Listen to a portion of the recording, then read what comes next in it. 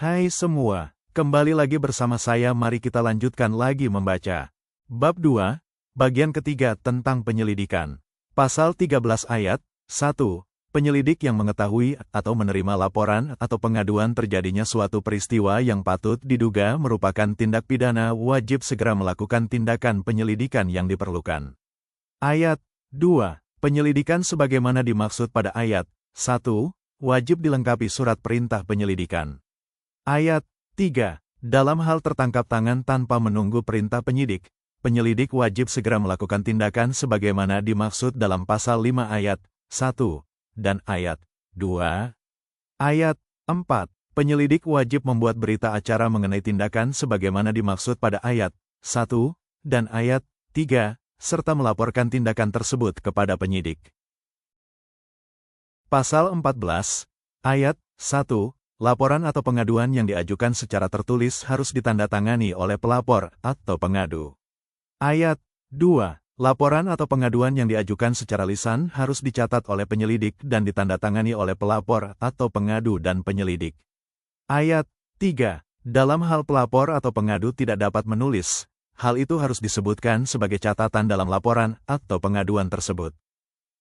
Pasal 15. Dalam melaksanakan tugas penyelidikan, penyelidik wajib menunjukkan tanda pengenalnya. Pasal 16 ayat 1. Penyelidikan dapat dilakukan dengan cara a. Pengolahan tempat kejadian perkara, b. Pengamatan, c. Wawancara, d. Pembuntutan, e. Penyamaran, f. Pembelian terselubung, g. Penyerahan di bawah pengawasan, h. Pelacakan, i. Penelitian dan analisis dokumen, j. Mendatangi atau mengundang seseorang untuk memperoleh keterangan, dan, atau k. Kegiatan lain yang tidak bertentangan dengan ketentuan peraturan perundang-undangan. Ayat 2. Sasaran penyelidikan meliputi a. Orang, b. Benda atau barang, c. Tempat, d. Peristiwa, kejadian, dan, atau e. Kegiatan. Pasal 17, ayat 1. Sebelum melakukan penyelidikan, penyelidik wajib membuat rencana penyelidikan. Ayat 2. Rencana penyelidikan sebagaimana dimaksud pada ayat 1, diajukan oleh penyelidik kepada penyidik. Ayat 3. Rencana penyelidikan sebagaimana dimaksud pada ayat 2, minimal memuat a. Surat perintah penyelidikan, b. Jumlah dan identitas penyelidik yang akan melaksanakan penyelidikan, c. Objek, sasaran, dan target hasil penyelidikan, d. Kegiatan dan metode yang akan dilakukan dalam penyelidikan, e. Peralatan dan perlengkapan yang diperlukan dalam pelaksanaan penyelidikan, f. Waktu yang diperlukan dalam pelaksanaan penyelidikan, dan g. Kebutuhan anggaran penyelidikan.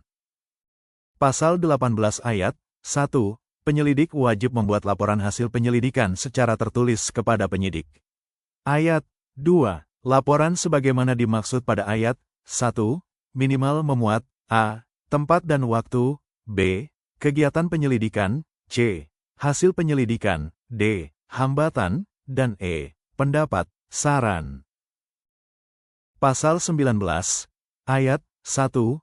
Gelar perkara terhadap hasil penyelidikan sebagaimana dimaksud dalam pasal 18 ayat 1, dilaksanakan oleh penyidik untuk memutuskan status peristiwa yang dimuat dalam hasil penyelidikan merupakan tindak pidana atau bukan tindak pidana.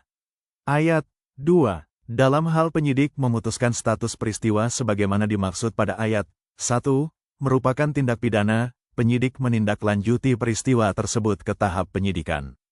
Ayat 3. Dalam hal penyidik memutuskan status peristiwa sebagaimana dimaksud pada ayat 1, bukan merupakan tindak pidana, penyidik menghentikan penyelidikan. Dan ayat 4. Dalam hal penyidik memutuskan status peristiwa sebagaimana dimaksud pada ayat 1, merupakan tindak pidana, namun bukan kewenangan penyidik yang bersangkutan, penyidik yang bersangkutan melimpahkan berkas perkara hasil penyelidikan kepada instansi yang berwenang. Pasal 20 ayat 1. Dalam melaksanakan tugas penyelidikan, penyelidik dikoordinasikan, diawasi, dan diberi petunjuk oleh penyidik Polri. Dan ayat 2. Ketentuan sebagaimana dimaksud pada ayat 1, dikecualikan untuk penyelidikan di Kejaksaan Republik Indonesia, Komisi Pemberantasan Tindak Pidana Korupsi, dan Tentara Nasional Indonesia Angkatan Laut sesuai dengan ketentuan undang-undang.